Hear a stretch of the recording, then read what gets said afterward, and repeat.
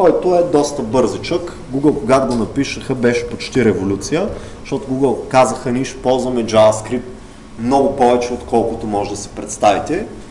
И почнаха да го ползват къде ли не. Знаете, Google Docs е прекрасен пример.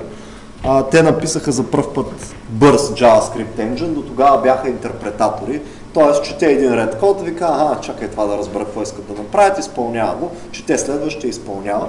Те направиха някаква частична компилация, наречената Just-in-Time Compilation, което е доста сложно. Техника, в крайна сметка, на моменти стига до асемблерен код, за текущия микропроцесор. И работи по-бързо. Internet Explorer имат собствен engine, нарича се Chakra, Firefox имат друг engine, Safari си имат и те engine, браузърите в различните версии си сменят енджините, даже сега не съм сигурен, Chrome на V8 ли работи или имаш по-нов? Chrome.js Engine, Chrome бе, и явно са все още на V8. Той V8 Engine е open source, имплементва ECMA 262 и Node.js ползва същия този engine, има и още други апликейшени, които ползват това нещо и този engine дори може да се вгради в Java приложение или в C# приложение и да ползвате JavaScript елементи.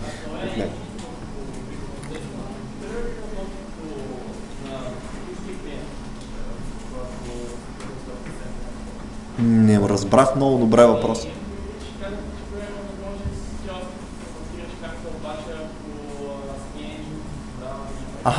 Разбрах въпроса. Въпросът е доколко енджина дава достъп до хардуера или би могъл да даде. Това е въпрос отчасти на енджин, отчасти на API-та.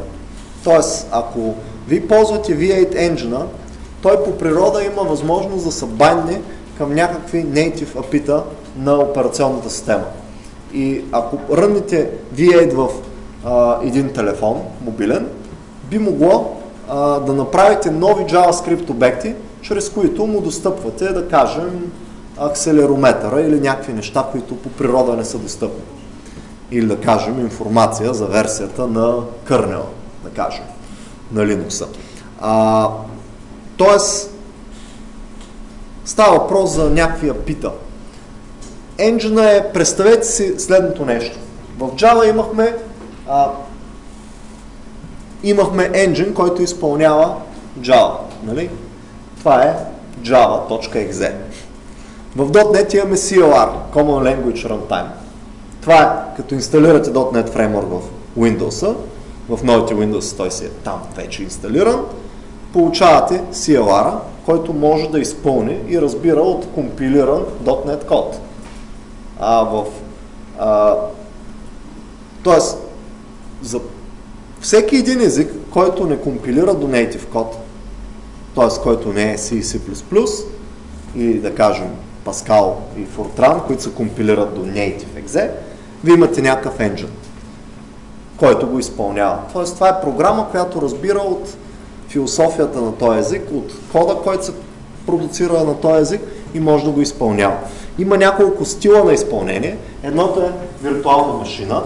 По-бързите и по-high performance енджините ползват виртуални машини. По-бавните не ползват виртуална машина. Например, PHP не ползва виртуална машина. PHP ползва технологията интерпретатор, която е най-старата и най-бавната. Знам, че в момента Facebook се опитват да напишат виртуална машина за PHP, която не работи съвсем напълно. Но рано или късно ще тръгне. И PHP-то ще стане, по техни думи, до 10 пъти по-бързо. Спрямо както е в момента. И хостинг провайдерите просто ще си ударят газа в тавана. Буквално, защото с машина за $1000, вместо да обслужват 1000 клиента, ще обслужват 8000 клиента. Нали? Сещате, че 8 пъти ще им намалят разходите на тия хора. Но чакаме тия неща.